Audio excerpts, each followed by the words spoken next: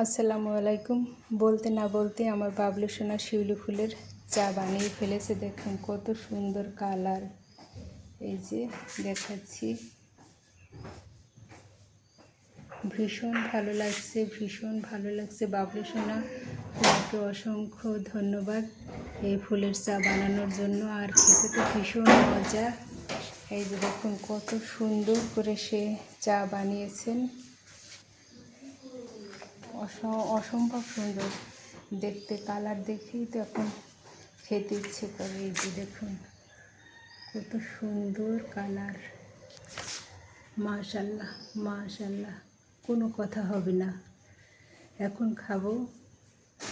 আর এই শীতের চা খেলে জ্বর সর্দি কাশি এগুলো ভালো হয়ে যায়, শরীর অনেক চাঙ্গা হয়। এই যে দেখুন কত সুন্দর করে আমার বাবলু সোনা এই চা বানিয়েছেন।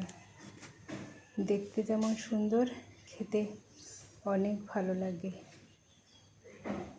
খুবই ভালো লাগছে। সবাইকে অসংখ্য ধন্যবাদ জানাচ্ছি। এই যে পাশে শিউলি ফুল, আর এই যে শিউলি ফুলের চা।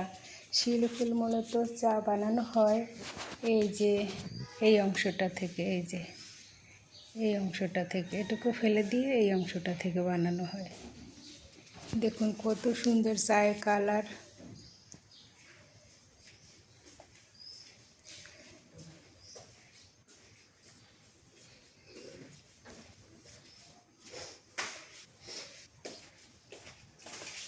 এখন আমরা চা খাবো, 3 সিস্টার মিলে চা খাবো।